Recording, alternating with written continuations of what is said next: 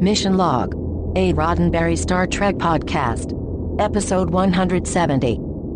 Family.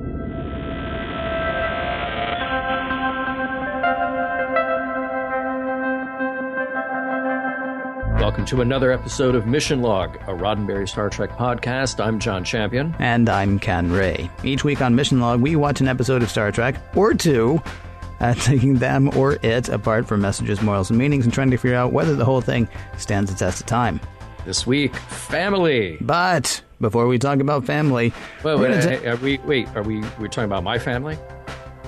No. Okay, all right, good, because that's the rule. I've always heard that that's the rule, like... You can talk about your family, but you can't talk about my family. And the same applies, I guess. I can talk about my own family, but can't talk about your family. Okay. Right? Okay. I guess, yeah. We're going to talk about Picard's family. Ooh. Yeah. That sounds juicy. And Worf's family, actually.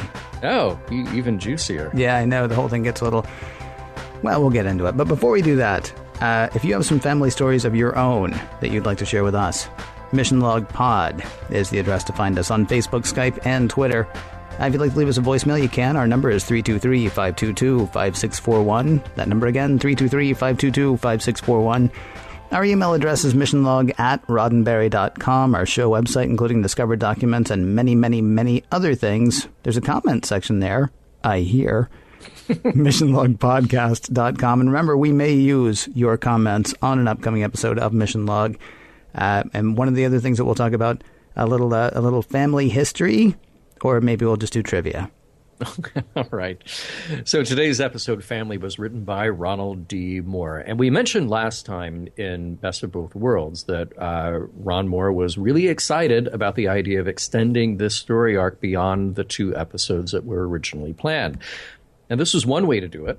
Although there are no Borg here, his idea was to keep the character arc going by directly following the aftermath of the last encounter through Captain Picard. Gene Roddenberry hated it. He really, really hated it. Really? He flat out refused, since there was no action, no science fiction element to the story. And it was Rick Berman and Michael Piller who told Moore, don't worry about it, that they would take care of Gene. And somehow they did. They actually talked him into it. And Ron Moore said, hey, I stayed out of the way and let them do their thing. There were attempts to infuse a little sci-fi action into subplots, but ultimately none of those worked out. So that idea was abandoned, and they just went with the family plotline. Also, getting a credit here are Suzanne Lambden and Brian Stewart, who had come in with the idea for the holodeck Jack Crusher in a different script, but it was still Ron Moore who rewrote this. Directed by Les Landau. We've talked about him quite a bit. And this week, you will see a new name in the credits, Jeri Taylor. She's a supervising producer, and she actually came to the show as a co-writer on the episode Suddenly Human. Now, we haven't gotten there yet. It'll be the 4th episode we see in Season 4, but it was the second one produced. So all of these are a bit out of order for the first 4 episodes. She had a successful producing and writing career before coming to Star Trek. Credits on Quincy M.E., Magnum P.I., Jake and the Fat Man, and much more. She even wrote a couple of episodes of the Andy Griffith vehicle Salvage 1. Ooh. Yeah, you remember that, right? I remember that, yeah. Yeah, I guess we're the only 2. No. I have another friend, actually, who occasionally will watch it. I think he found it on YouTube or something. Oh, cool. Probably I shouldn't say that publicly because now somebody will rip it down. Yeah, right. But yeah, I had a friend who actually pinged me in the middle of the night one time. He was like, I'm watching this stupid movie you've never heard of, Salvage 1. I was like, ooh. Have they done the part yet where they drive on the racetrack and they go really slow because that's how they're going to get out of the atmosphere? Mm-hmm. Yeah, and then he kind of lost it. Wow, well, the 3 of us can have a Salvage 1 convention. That's going to be our 9th podcast, I think. Yeah, I guess it will. All right. Well, it's only about a season and a half. But there's a lot more to come from Jeri Taylor. Many, many contributions to Star Trek, and we will, of course, talk more about her later as we progress. Now, Le Bar. Le Bar is an actual place in France. Very small town in the east, not terribly far from the Swiss border. I found this really interesting. In 1793, the population was 81. In 2015, the population was 110. Wow, so giving him the key to the city, it's really just like it's his turn to hold it. Yeah, right. Right. It literally is just someone's house. Pretty much. Now, funny enough, the history of Labar has kind of been overtaken by the fictional history of the Picard family. It's sort of like Riverside, Iowa, being the birthplace of Kirk. Not really on the map until we decided that was the birthplace for Captain Kirk. Then people know about it. The Picard house, in this case, was actually in Encino. And the interiors were on a soundstage at Paramount, of course, and the vineyard exteriors were shot about an hour almost exactly due north of Los Angeles in Lancaster, California. Loads of guest stars in this episode. British-born Jeremy Kemp plays Robert Picard. He started in English TV in the 50s, then transitioned into film. He guest starred on Space 1999, Greatest American Hero, Heart to Heart, plus the massive miniseries Winds of War and War and Remembrance. In films, you may have seen him in A Bridge Too Far, For Weddings and a Funeral, and the comedy Top Secret. Marie is played by veteran actress Samantha Eggar, also British, also started in TV in the early 60s. Appeared on The Saint. She was in Cary Grant's last film, Walk, Don't Run, in 1966. She was also in Dr. Dolittle, and she was Mrs. Watson in the Nicholas Meyer-penned movie 7% Solution. She played Anna in Anna and the King, which was the 1972 TV miniseries that was adapted from The King and I, which starred Yul Brynner and was based on the novel Anna and the King of Siam. And she's the voice of Hera in Disney's Hercules movie and series. Incidentally, by the way, Patrick Stewart is only a year younger than Samantha Eggar and 2 years younger than Jeremy Kemp. Now, rounding out the Picard family is David Birkin as Rene. Now, I was so fascinated by this. He's actually the nephew of Jane Birkin, actress and longtime partner of the great Serge Gainsbourg. He has appeared in a handful of films, including Sylvia and the 1998 adaptation of Les Miserables starring Liam Neeson.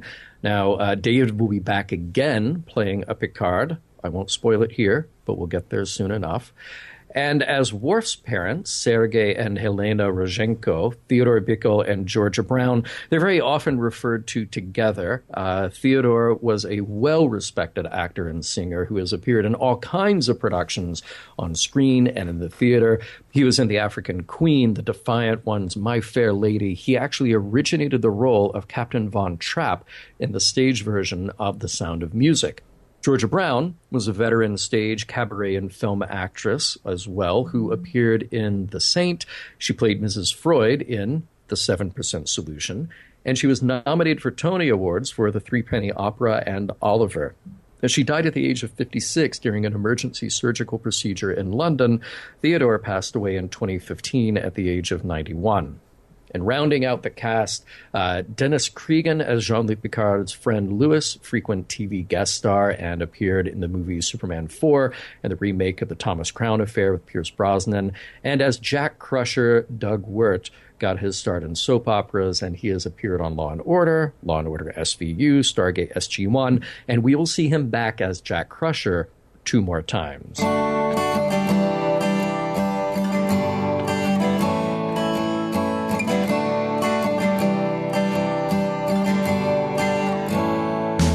Have you ever wondered what Downton Abbey would be like if it were set in the 24th century? Please stand by.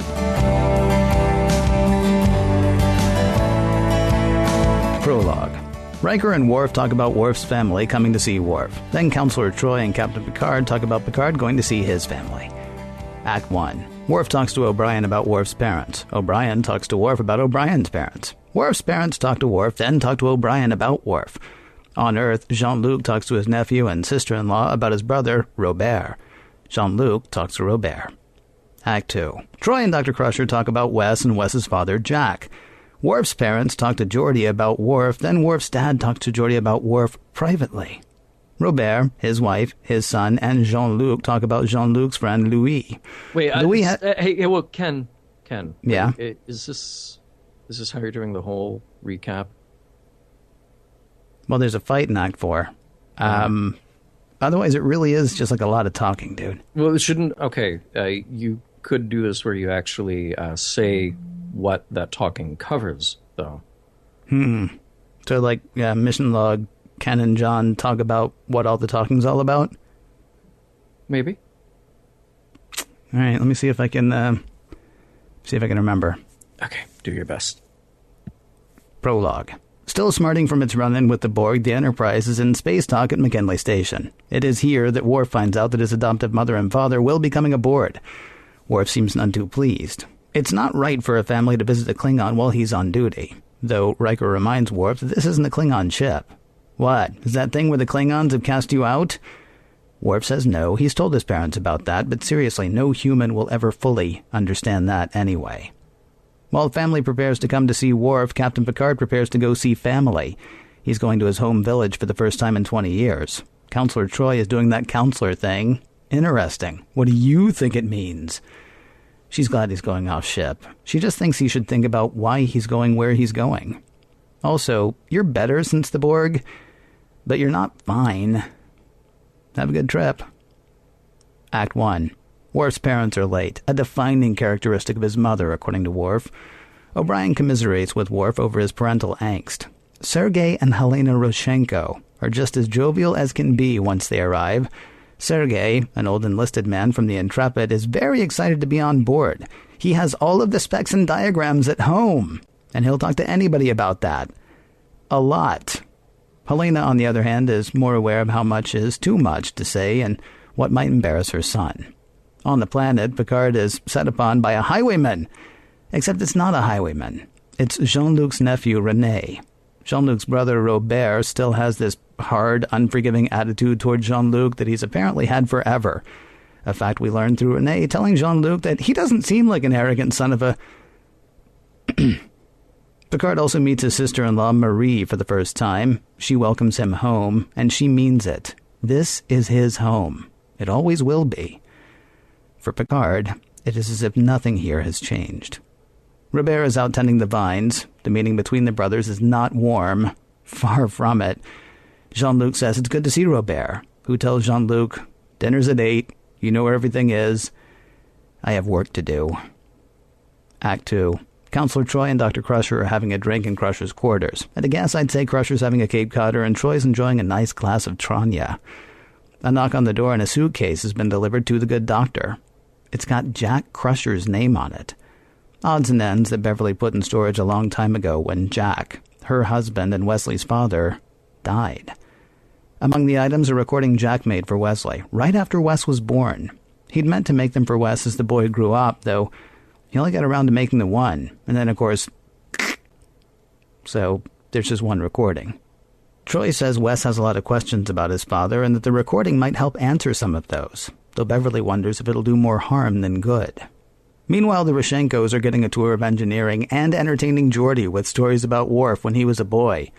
Worf and his mom go for a walk on the Arboretum, while Geordi gives Sergei a look at some of the ship's newest technology. Sergei's interest in that may be a ruse, though. Once Worf is out of earshot, a concerned-sounding Sergei says he wants to talk to Geordi about his son. On Earth, Marie tells Jean-Luc that his friend Louis wants to see him when he can. Louis is working on raising another subcontinent on Earth, an endeavor Robert finds foolish. Marie also says that the mayor wants to host a parade in Jean-Luc's honor, give him the key to the city. He's a hero! Jean-Luc says no, though Robert needles him, saying he just needs a little arm twisting. Anyway, technology stinks in Robert's estimation. Synthahol stinks, replicators stink. Robert, you see, is all about maintaining old values, as was their father. Jean-Luc says adding convenience does not have to mean losing values, though Robert argues that in his view, life is already too convenient. Marie shuts the argument down, but that's like a game of whack-a-mole. Knock one down, another pops up. In no time, Robert is chiding Jean-Luc for false modesty, pretending not to remember whether he got a ribbon for a paper he wrote on starships when he was 10. He always got ribbons. And besides, quit encouraging my son to go off and be a starship captain. Jean-Luc says he wasn't, though maybe if Robert weren't so narrow-minded, let René see the world as it actually is. Robert says, tell you what, you raise your sons however you like, and let me raise mine. Ouch. Act 3. Turns out what Louis is working on really is interesting. Jean-Luc has been keeping up with it in the journals. He quizzes Louis on how they plan to tech the tech on it, and he tells them about a time they tech the tech on the Enterprise to achieve a similar outcome. Louis is impressed and asks Jean-Luc if he would like to see more. Too bad you'd never leave Starfleet, Jean-Luc. They're looking for a guy like you to run this whole project. No, I'd never leave Starfleet. In 10 Forward, Sergei and Helena are telling Worf how awesome he is. The whole crew thinks so. Worf says he wishes they would be more reserved sometimes. Then Worf is called away. Sergei and Helena are torn. He wonders whether they should just leave it alone, though Helena says she can't. It's not long before Guinan is talking to them. You know, it's kind of that thing that Guinan does. She learns a bit about Worf. He never wanted any human anything growing up. That's how he never had prune juice on Earth. They cooked him all Klingon foods, let him learn what he could, what he wanted to know about the society and custom of his race. Guinan thinks that that's great, though she tells them that when he looks out at the stars towards home, he's not looking towards the Klingon homeworld. He's looking towards Earth. He's looking towards the Rashenkos. Back in France, Jean-Luc is having a heart-to-heart with Marie. He tells her that he's actually thinking about going to work on the Atlantis project, the project on which Louis is working. Marie says, why not? Though Picard says, bah. Oh, by the way, thanks for your correspondence, Marie. Made me feel like I was part of the family. She chides him. You are part of the family. I ring at the door and it's Louis. Good news, Jean-Luc. They want to interview you for the director's position. The board of directors jumped at the prospect of Jean-Luc taking the leadership role. Jean-Luc is miffed. He never said there was a prospect. But he'll hear what they have to say. Act 4. Wes and Beverly are talking over the message Jack left for Wes. Jack wanted Wes to have it when he turned 18, and Beverly wants him to have it too. The Rashenkos stop by Worf's quarters. Worf says he wasn't sure he wanted them to come to the Enterprise, but he's glad they're here. They say they had to come after what happened to him with the Klingons. Their boy was in trouble. They don't get it, but whatever it is, they know that what he did was right. They know what kind of man he is. He says he has to bear his dishonor alone, but they say that's not true. Perhaps it's too human of them to say, but they are with him. They're proud of him. They love him. That ends with about the closest thing to a warm hug that anyone is ever going to get out of Worf. In France, Robert spots Jean-Luc, which means he spots a chance to give Jean-Luc grief. He warns him that the wine he's drinking is not synthahol. It'll lead to a loss of control. Something Robert would like to see. Hey, by the way, tell me what happened with the Borg. Not that I care. I'm just curious. Jean-Luc is reluctant to say, so Robert guesses. I gather you were hurt, humiliated. I always thought you needed that. Humiliation. Or was it humility? Jean-Luc storms out, though Robert follows, goading him. So you're tired of fighting, eh? Tired of the Enterprise, too? Still, it makes sense. Local boy makes good, comes home a big hero. 20 years later. Picard says he never sought accolades, though Robert disagrees. Fine, says Picard. You were just jealous. Well, duh. Always watching you win. Always watching you break Father's rules and get away with it. Jean-Luc says Robert could have broken the rules himself, though he says he could not. It was his job to look after Jean-Luc, something Jean-Luc says was more akin to bullying. Robert concedes that it was bullying sometimes, and it was awesome. Seriously, though, why did you come back, Jean-Luc? Did you come back because you wanted me to look after you again? Well, that led to a fight. Punching and shoving and literal mudslinging.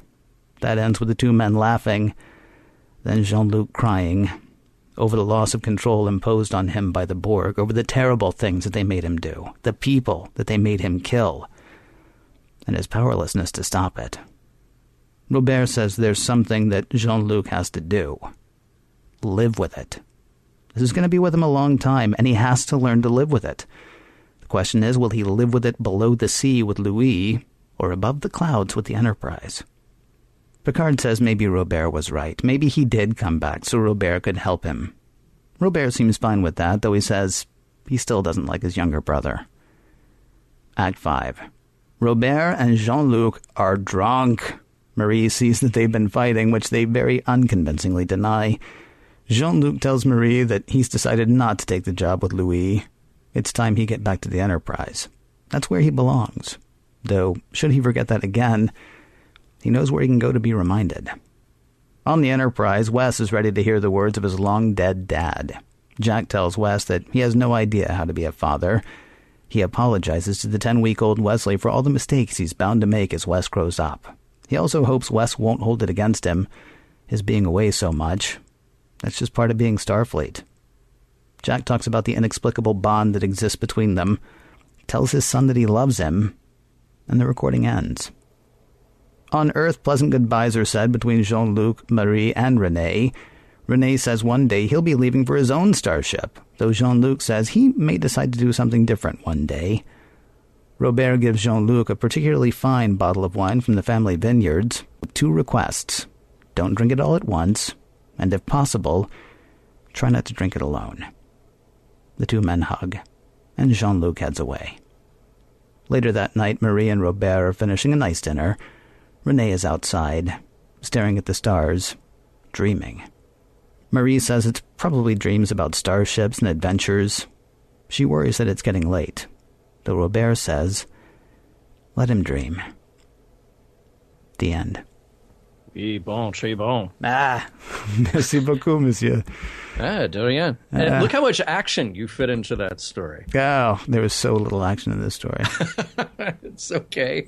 I forgot. I guess I could have said he goes out to the field where Robert is crushing grapes with his hand. That was interesting. I don't know. I like wine. I don't know enough about the process. Yeah. But I don't know if you own a vineyard, do you go out there and just kind of smash them in your hands and sort of throw them toward your mouth in order to try them? Maybe. That actually makes sense to me that you would do that. I mean, you would probably come to know that, the taste of the grapes and the flavor of the grapes all the way along. I mean, it could be worse, right? It could have been like that episode of I Love Lucy. Right. Where he went out there and there's Robert, pants hiked up, stomping on the grapes himself. Right. That better than he be in an earlier draft of the script. So. May well have been. Yeah. Why is Troy just in Picard's room? Why isn't she? Well, she's just in there. I don't know. I don't think she was just there when he got there. I mean, we came in halfway through that conversation. Well, I like to think that, but he seemed a little surprised. Did he? A little well, it just. No, he's distracted the whole time, though. That's the thing, right? We're seeing. It's fascinating to me that you're telling me that they were interested in having this sort of be a third part or a part 3, even though it's not technically a part 3. Yeah. Because the last shot of Picard we saw was him getting so distracted by what had happened, he's not even drinking tea the way he normally does. Mm-hmm. The second he's alone, he's off, and now this is progressed to the point where even when he's in a room with someone else, he's alone. Either that or really he just can't figure out how to get rid of her. Like, I can't lie to her because she's a psychic. She's a telepath, and she'll know that I'm lying. Well, I was going to do something untoward, and I was really hoping you wouldn't be here. No, you weren't. You just want to get rid of me, you jerk. Captain Jerk, my apologies. I do like their dynamic. And I think we'll come back to this because there's some interesting subtext to that scene. But, here's another crewman who's totally consumed by his work, and I like seeing them a little more relaxed around each other, at least by the end of that scene. There's a nice progression there. Talk to me about the kiss on the cheek. Yeah, exactly. Yeah. See, it didn't feel, and yet it didn't feel. Well, I think that's what's so good about it, is that it feels a little out of place, but man, did it need to happen. What would that scene have been if it didn't end with that? Well, it would have been something else. It would have been something. It's hard for us to know right now, but yeah, it would have been. Yeah. Chief O'Brien. Well, women. Yeah. Really? That's all. Thank you for bringing it up, though, because I'm glad I didn't have to. Sure. Yeah. That's all I'm going to say about it. Okay. That's it. Good. Women. Okay. We'll just leave that where it is. Just okay. I think people get it. Really, I do. Yeah, I think they do. France. I've mentioned before on the show how I'm a Francophile. I think the French are the best cuisine in the world, and just incredible art, and just beautiful country. And I love that in the future everyone in France is English. Yeah. I actually wondered if this was a debate that they had or if it was just a problem that they had or what, because they were seriously... it's during the fight. And I actually wondered, too, if I could now tell, what order the shooting went in. Because during the fight, Jean-Luc calls his brother Robert. But most of the rest of the show, he's calling him Robert. Yeah. At one point, Marie calls Louis Louis. And I think Jean-Luc might have called him that as well. Yeah, I thought so. But then they call him Louis. sort of like halfway through shooting, they decided, it is France. I know nobody talks like it, but it is France. Maybe we should actually, go like that. Exactly.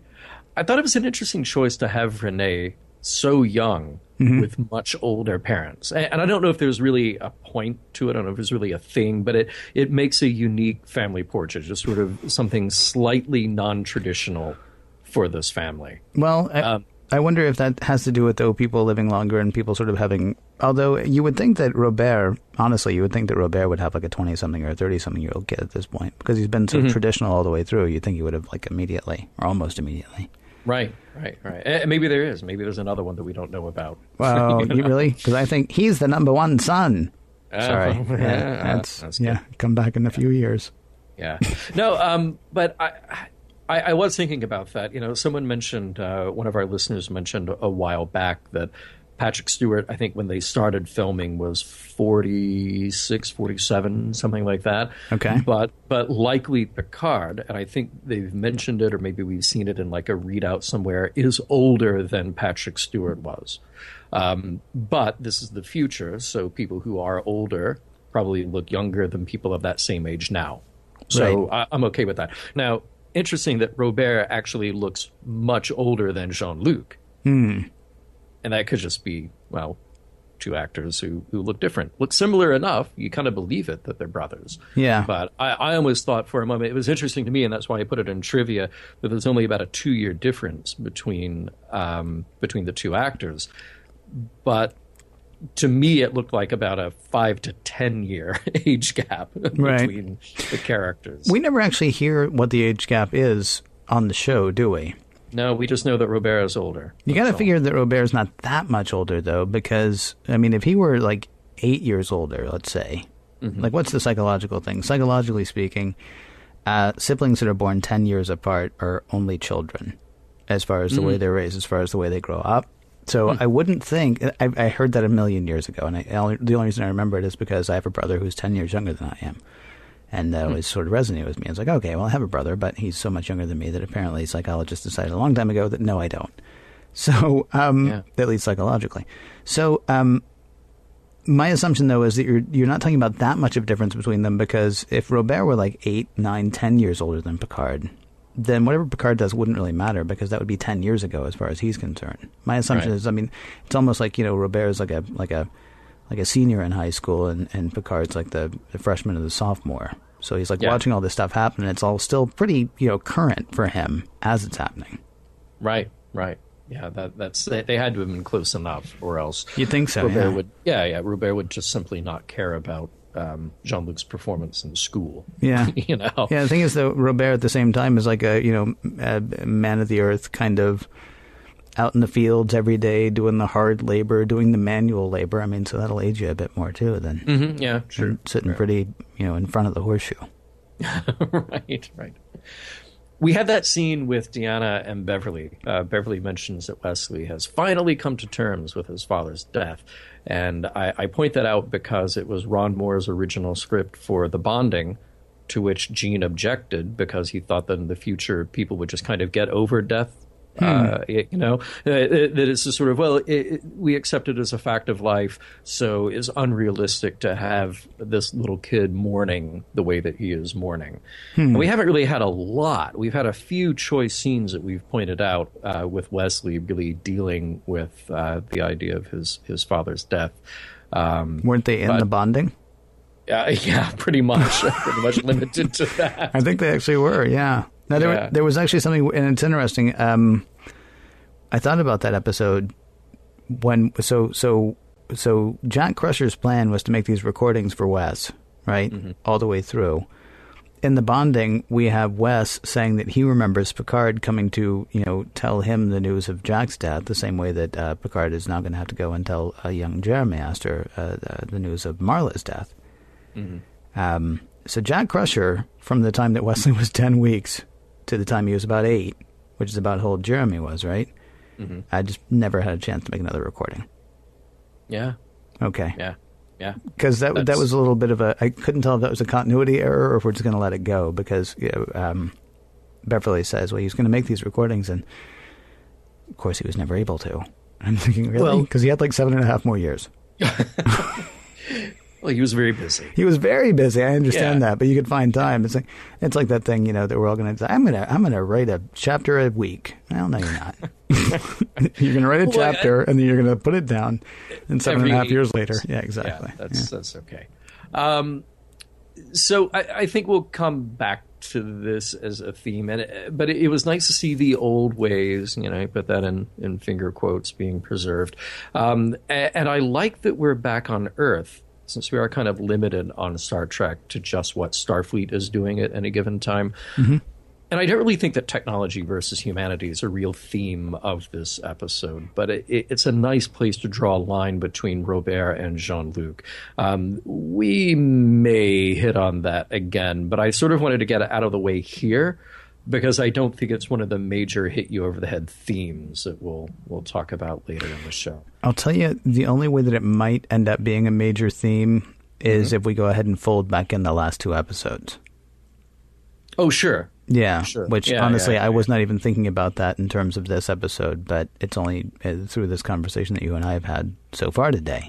Yeah. That I'm like, oh, well, that is an interesting line to draw there, especially because, Picard has now been forcibly thrust into like the forefront of technology, like very much against his will, and doing horrible things along with it.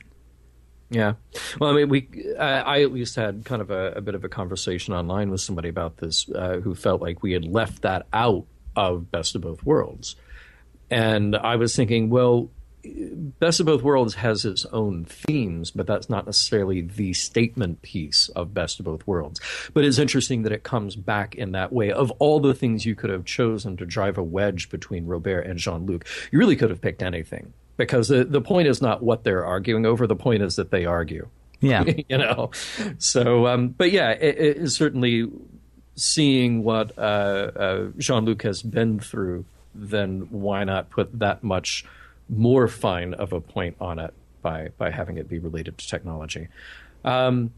Let's move on to Sergei. Sergei was a warp field specialist on the old, so old Excelsior class, which also happens to be pretty much every other ship in the fleet that we encounter on the Next Generation. No doubt. Prune juice makes a return.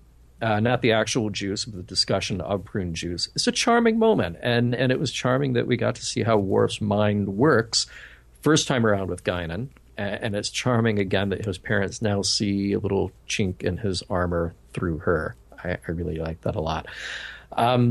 Had to point out, holy crap, a new continent between North America and Europe/Africa. Wow. Mm-hmm. Is that where it's going to be? I didn't even know. Yeah, I did a freeze stream on it. It's this big chunk, just a big chunk of land, Atlantis, the Atlantis Project. And it's this huge chunk that sort of stretches through about the middle of North America into South America. And then, of course, on the other side of the Atlantic, Europe and Africa. It's a big, big, massive land. And I thought this was really going to mess up the cruise trade for a while there. Personally trying to figure out why we're doing it. And I guess because we can, or to see if we can, might be an okay answer. But we've got so many planets that we're colonizing. Yeah, and that displaces a lot of water. You'd think. Yeah, and now you would think that a lot of that water in the future would be frozen in the what were those things we used to have? Polar ice caps. Yeah. Yes. Yeah. Walk-in freezers. There were two choices there. Yeah, that would displace a lot of water. I don't really get it. It's sort of like, do you want all of the excitement of being a colonist without actually, going anywhere or doing anything? Right. And also, we hate Miami. We just hate Miami, so we're going to flood it. That's a funny idea. Another, holy crap, Worf's chair. Yeah. Wow. That's a thing designed by Norwegian designer Peter Opsvik. It was a rental in the show, but if you want to pick one up today, it'll set you back about $12,000. Because Michael Dorn sat in it? No. Or despite the fact Michael Dorn sat in it? Really? Despite the fact that all right. Michael Dorn sat in it. Not it, but one of them. Right. Yeah, there were more than one, if you can believe that. So if you wanted a set, it'd be like $48,000. Yes. Okay. Yeah, it might be. And then the table that you would need. Yeah. Wow. Is crazy then. Just don't try to eat from that table. There was a terrific long Steadicam shot following Robert and Jean-Luc leading into their fight. Such a cool choice to make that an uninterrupted bit of dialogue as they walk to the vineyard. I thought that was great, and it's a little tip of the hat there to Marvin V. Rush, whose camera work I absolutely love.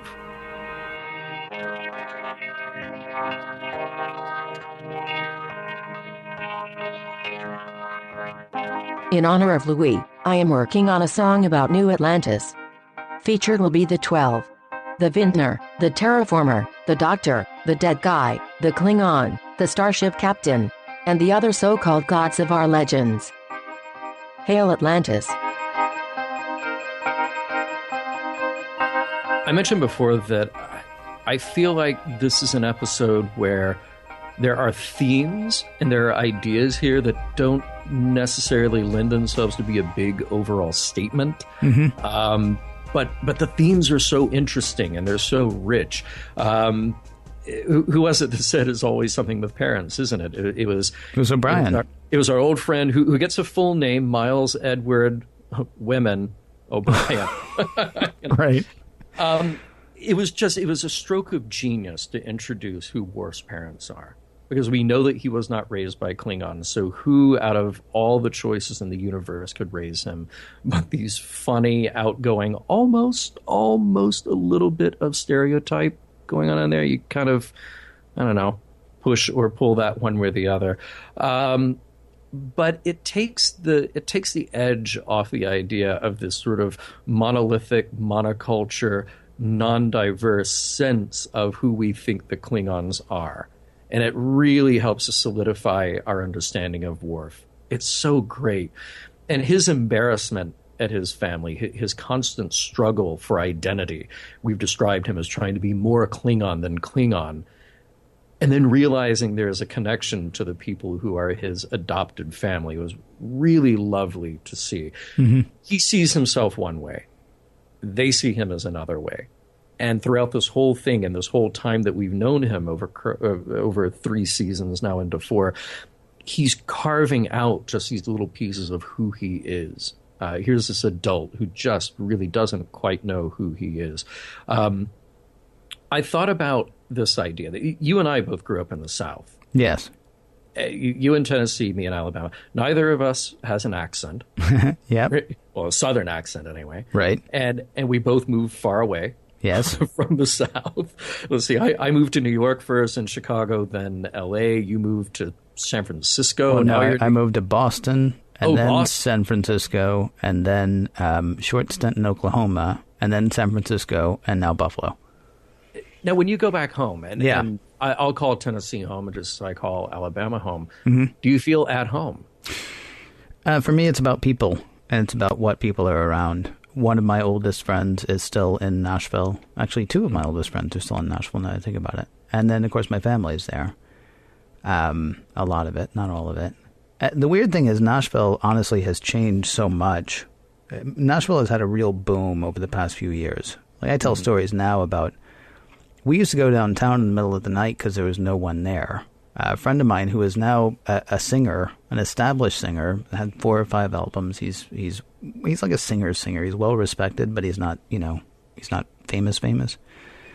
I remember one night him climbing the fire escape of a building downtown Nashville, and you could do it because there were no cops, there was nobody. And now try going to downtown Nashville. So, I mean, the question that you ask is an interesting one because my home has changed, or my hometown has changed so incredibly much.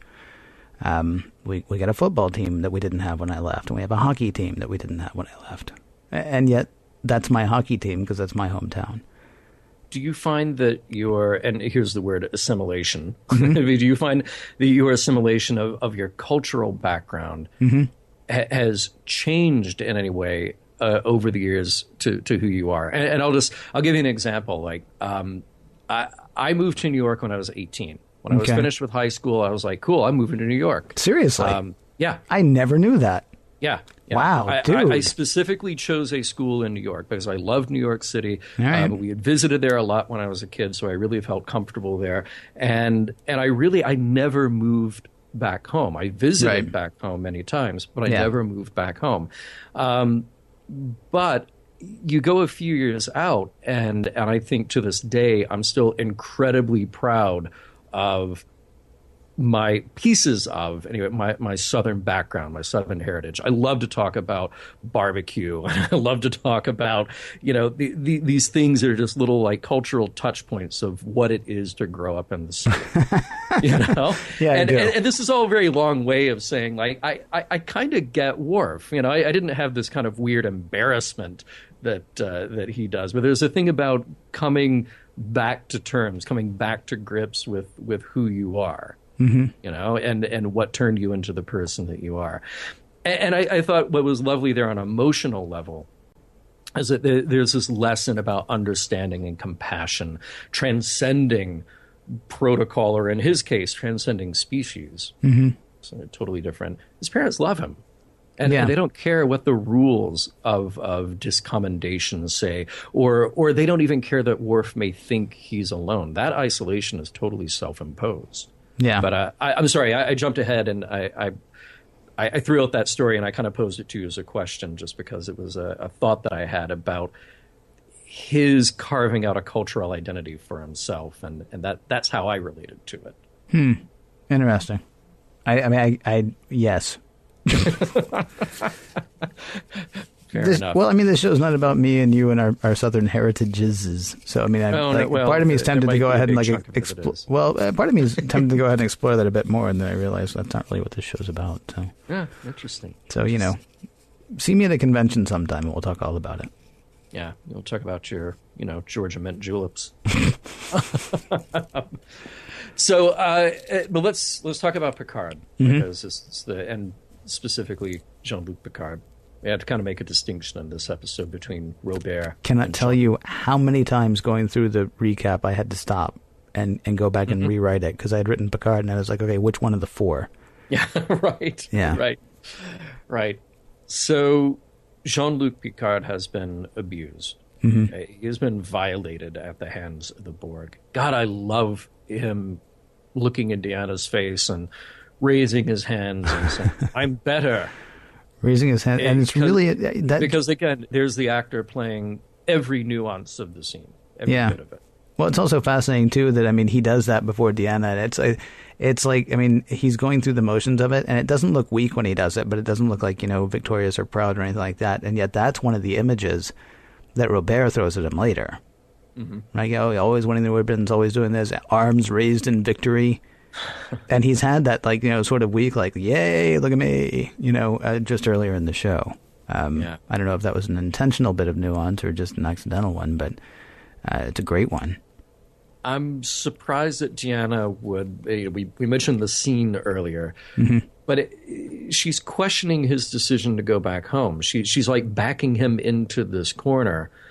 And it just sort of, I don't know, I thought the scene started out from this position like, this is a natural. This is what he has to do. Mm-hmm. And why is she sort of toying with him? Well, like she's questioning the idea. I don't think she's questioning the idea. I think she's making him question the idea.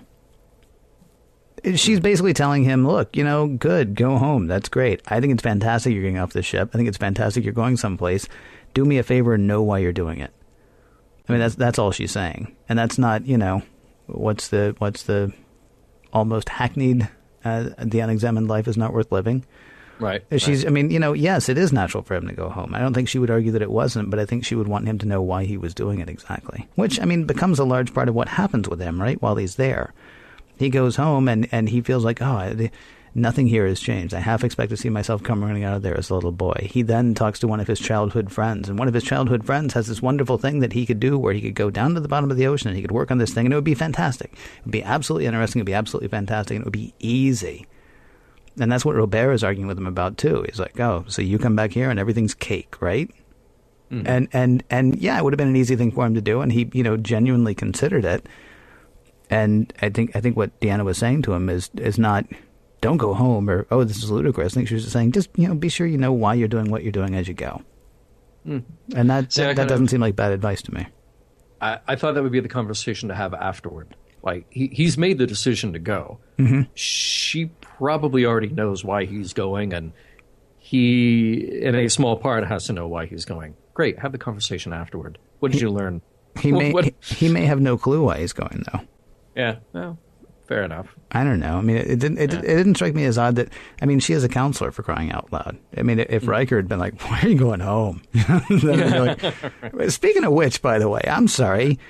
How is it that Riker does not understand Worf not being sure that he wanted his parents around? Riker, whose dad, came on board the Enterprise, and they seriously came to blows. Now, I understand it was in a controlled environment, and they had helmets, and they had the whole big suits and things like that, but they seriously ended up hitting each other. Right. How is it that Riker doesn't get that Worf might not be, overly comfortable with his parents being there? Yeah. I don't think I would understand Worf. Really? Because I suffered amnesia sometime between the last episode and this one. Yeah. I think that if anybody would get it, he would get it. You'd think so. Yeah. All right. Robert. Robert is a jerk to Jean-Luc. And it's one thing to be in disagreement, to not see eye to eye, and to even resent someone else's success. Jean-Luc has been through hell. Yeah. And he also just saved the planet. So he's been through hell, but he's done an amazing job. Well, I mean, Riker was a big hand in that. But, yes. He also jeopardized the planet. Yeah, but Jean-Luc was the one who said sleep. That's true. That's true. Yeah. It's the one who broke through. Personal fortitude. Yep. Say sleep. All right. It's shocking to see Robert not even offer a hand at reconciliation.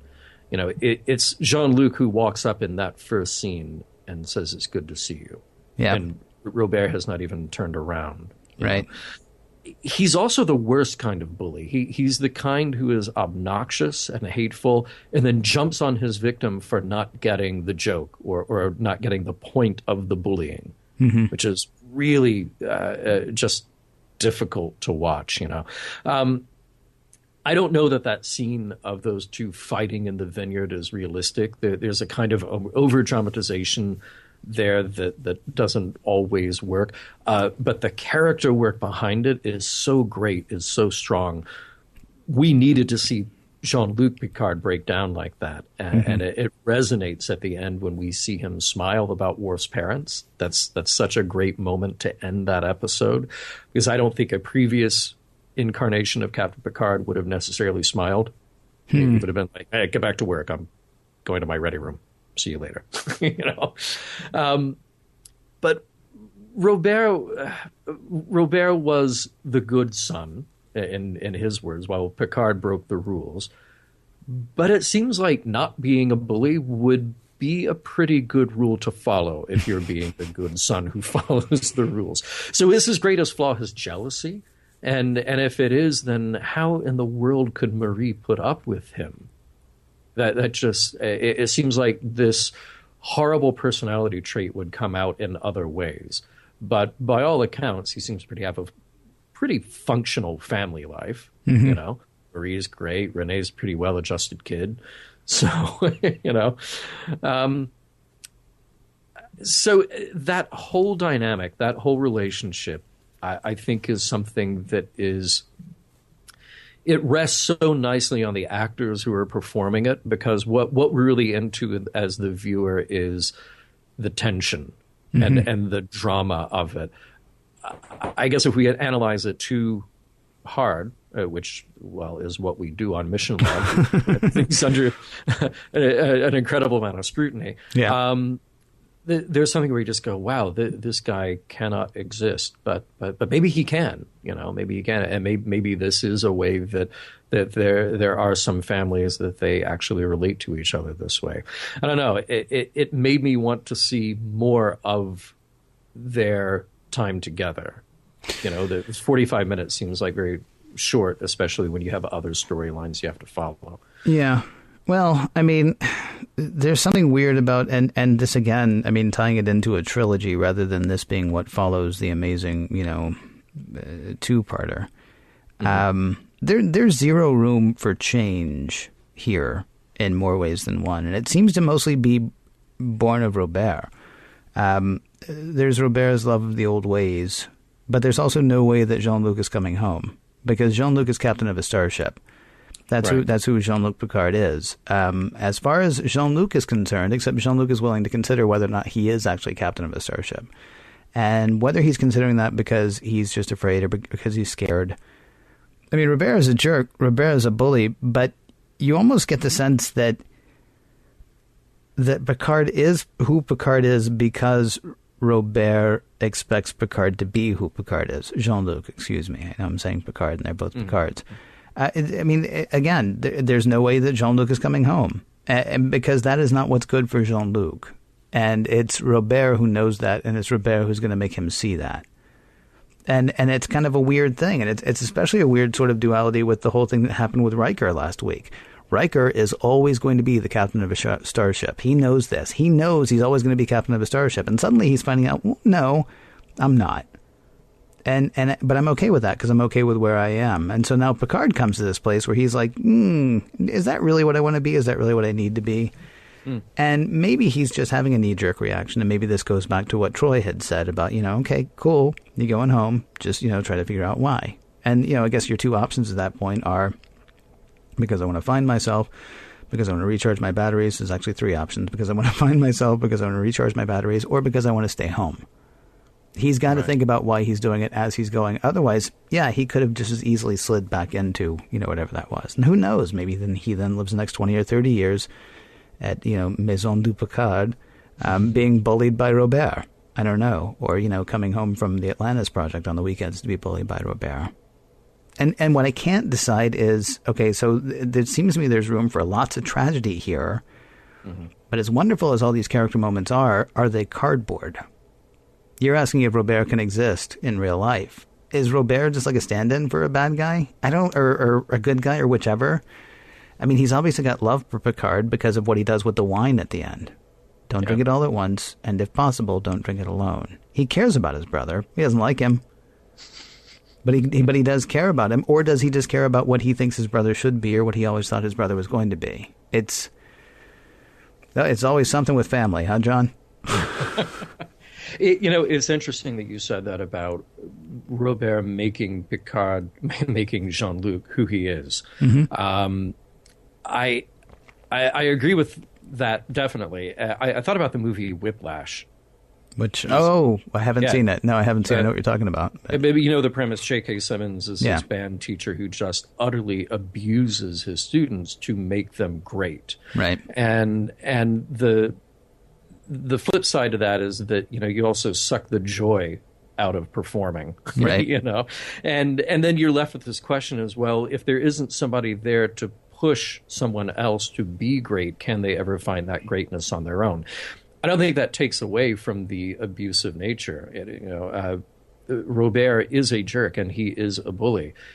Is that also partly responsible for Jean-Luc Picard being who he is? Well, of course it is, but we don't know the alternative. We don't know that Jean-Luc, growing up under different circumstances, would have equally become great, would have equally become the person that he is.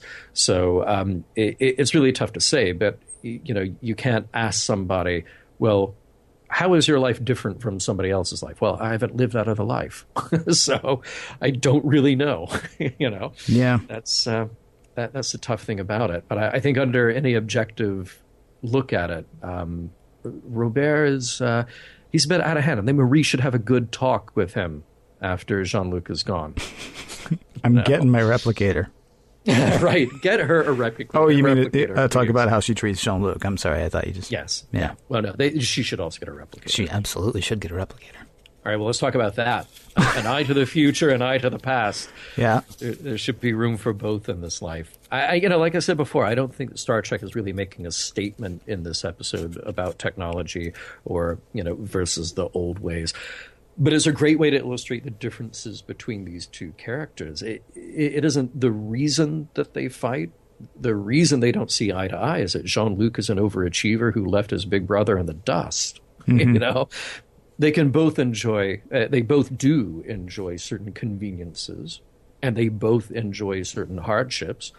As rough as Robert's life may be compared to sitting in the Hilton in space, Robert is still living in a fabulous house in a beautiful part of the world, making apparently pretty fantastic wine.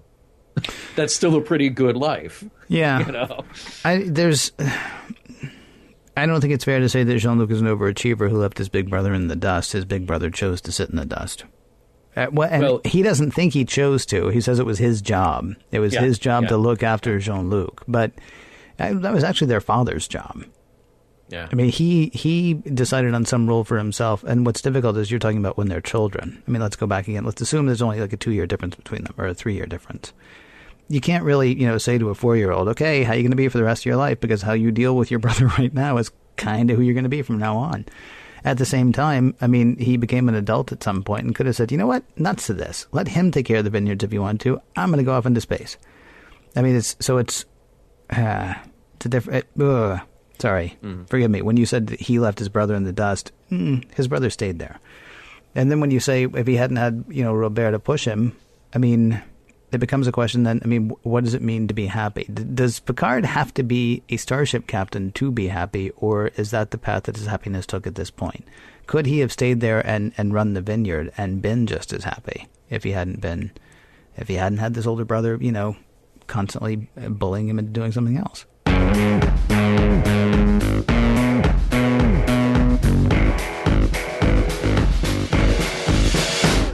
Have you ever heard of the song Talk Talk by the band Talk Talk?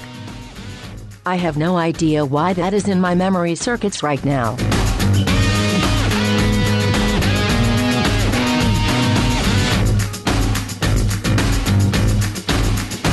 Lots of talking in this episode, John. I would say no more talking in our episode of Mission Log than we normally do. But boy, oh boy, was there lots of talking in this episode of Star Trek. And time now for us to talk about all that talking. Family. Does this episode hold up as far as you're concerned? It holds up perfectly well, but I think as we've touched on, it holds up even better as a third part of a trilogy. Because you have to accept that something terrible happened to Picard, and by ending Best of Both Worlds with that shot of him looking out the window and just that sense of unease, it would have been horrible if they had just picked it up with the next adventure of the week. Oh, the Enterprise is fine, and we're off to do another thing, and oh, there's Q. It would have really felt empty. And this is, we've been within the turning point of Star Trek Next Generation for a while now. Yeah. But this is even more of that turning point. I feel like this is an episode where we literally could just go scene by scene and discuss every single thing that's happening. We tend to paint with a broader brush on Mission Log. So maybe this is one where you can corner us sometime and to say, but about that scene and that one thing happening there, yeah, it was great. Because the episode is so dense and it's really that good. The Jack Crusher scene works kind of up to a point. It's okay, but it's not great. I have to say about the Rajinkos, Loaxana was introduced as a comedic character, but it didn't really work for us. Worf parents are also comic relief, but for some reason, and maybe it's the small dose of them, they really work because they really illuminate something about Worf. I think with Loaxana, it doesn't really illuminate something about Deanna. It's just Deanna going, oh, Mom, back off, Yeah. But with this, you really get that whole picture of who Worf is and what his internal struggle is like. Last week, I felt trepidation that we wouldn't be able to do justice to such a wildly popular episode like Best of Both Worlds. And now I feel like this is something where we would have to sit down and do a moment-by-moment commentary to really pick this one apart. It's so good. And watching it for the first time again for Mission Log really struck me emotionally. And I just kept going back and rewatching, and not even in order, just kind of scene to scene sometimes to watch the performances here. So it really hits on all levels. And I have to say that, for a lot of people who will say, well, Star Trek is about space and it's about exploring, it's about this. Well, Star Trek is also about humanity. And I think we need those grounded episodes on Earth or something that is familiar and Earth-like to really dig deep into these characters, to sort of cement our bond with the characters. And this does it exceptionally well because there is so much that is relatable. How about you? Well, you got a couple of things going on. This was my Enterprise. This was my Star Trek. And so to get to know these characters more, to get to understand these characters more, to suffer through some things with these characters, and that's everything from, the embarrassment that Worf feels when his parents show up at work, to, sort of the bigger things that happen, of course, with Jean-Luc. And having a family that doesn't seem to quite understand him, but, they love him, but doesn't seem to quite understand him. That all resonates, mostly because I'm human and so are they. Mm-hmm. What's interesting is you say that Gene Roddenberry was against this idea, and I don't blame him necessarily, because, Star Trek is changing into something. It's much better storytelling, much better action, arguably better writing, and less Corpomite. Do you know what I mean? We're getting now to a place where we're getting big story arcs. We're getting now to a place where we're getting big, and I know we're going to come across them again. We're going to meet a lovable little alien at some point, and we're going to have to decide whether we should send him back to kill all of the other aliens just like him, or if we should show some mercy. And that's going to be a fascinating thing to discuss from a messages, morals, and meanings, sort of approach. Yeah, but we're not doing that in this episode. Now, as part 3 of a 3-part saga, this is absolutely fascinating, especially when you look at, we talked about why we did Best of Both Worlds as a 2-part. As a 1-part thing, right? Because the first one was a whole lot of really amazing, interesting character study. Second part was a whole lot of action. Okay, well, Act 3 is actually, wow, what just happened, right? So, they really do work as sort of a bookend thing. But when you set this up as its own episode, it sort of goes back to Sitting on the Edge of Forever. Great episode. Absolutely great episode. This. Is it a great Star Trek episode? It's a great character episode. I'm not sure we're doing Star Trek at this point. Exactly. It's wonderful. I love it. Yeah.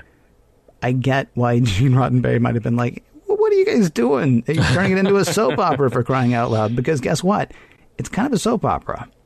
It's a wonderful one. And again, I spent summers when I was in high school watching Guiding Light. I'm not saying anything bad about soap operas. I'm saying this has to be a definite point where Gene would have maybe felt like this is going in a direction that I wasn't. He liked the anthology show, right? Yeah. This is not that. If you watch this episode, you don't know what they're talking about with the Borg, unless you watch the Borg, and maybe it's a difference in television. We've talked about how different television is from the 60s to the 80s, and now moving into the 90s with this episode. I love it. It's fantastic. I can also see why there might have been some trepidation. Sure. Kirk, Spock, McCoy, Star Trek. Yeah. We got to say, oh, look, they're getting older. But they're still jumping around the galaxy, and they're still doing the things that they love to do. This is an episode that says doing those things that we love to see them do can really take a toll. Yes. That it can be absolutely traumatic and horrible, and we have to deal with that.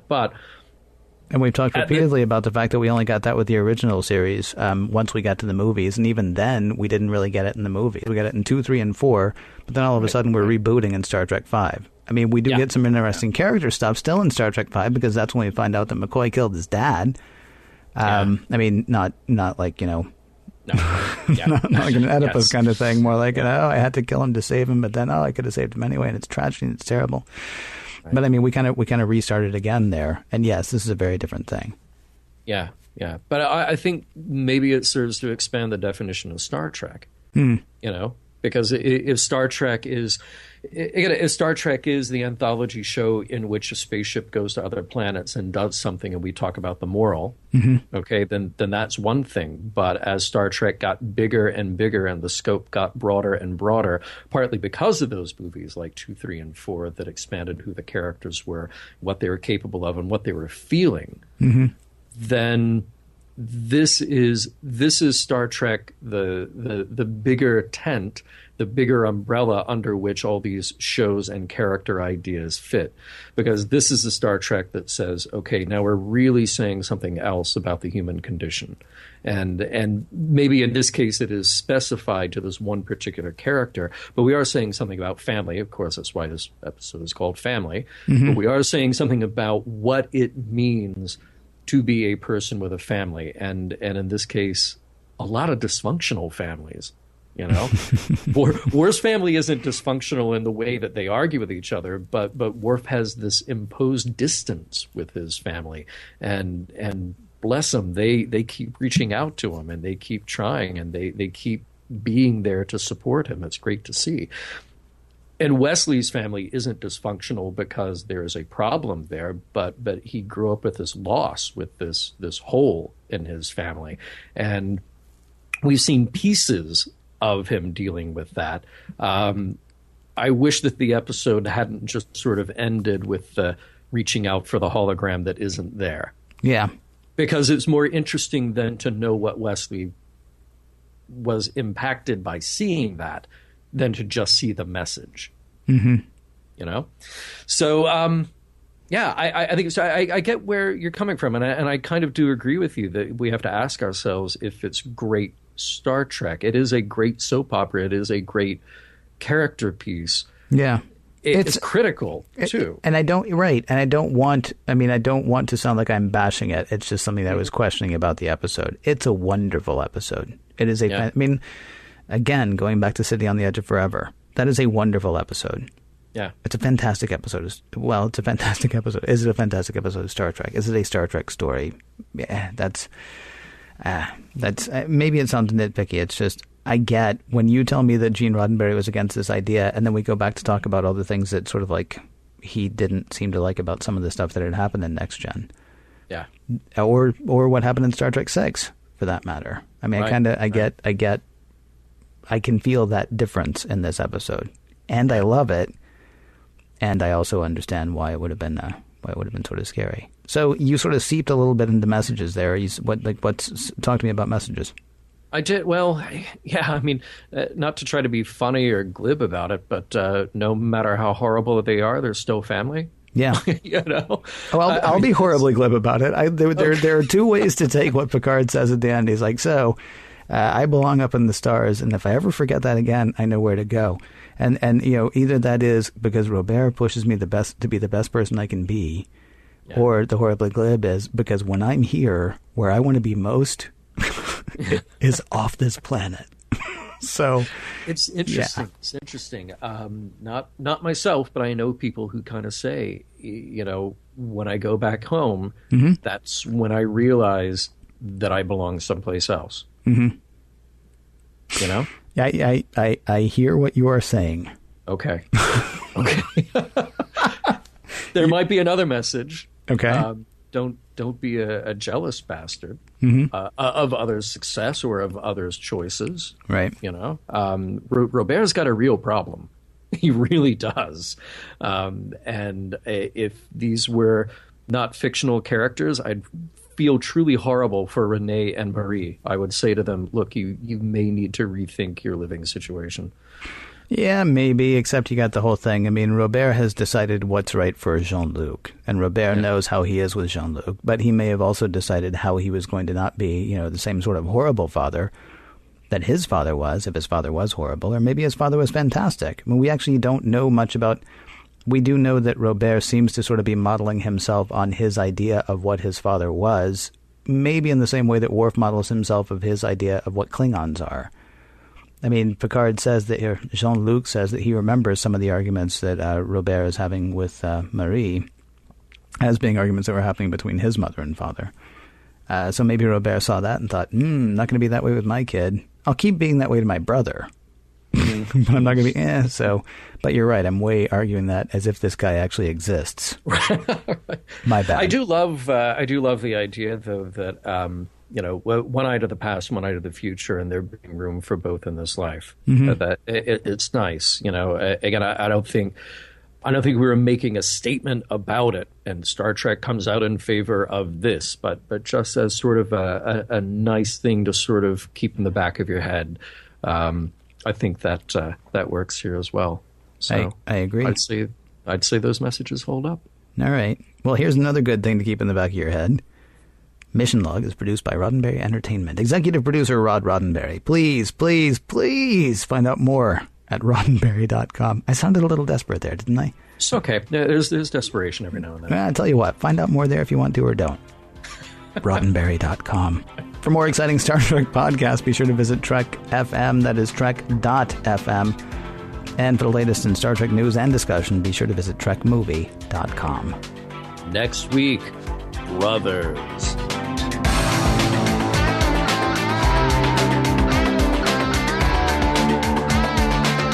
Some of the music for Mission Log provided by Warp 11, online at warp11.com, and from the album Messages by Key Theory, free to download at kitheory.com. Jean-Luc tells Marie that he's decided not to take the job with Louis. Job.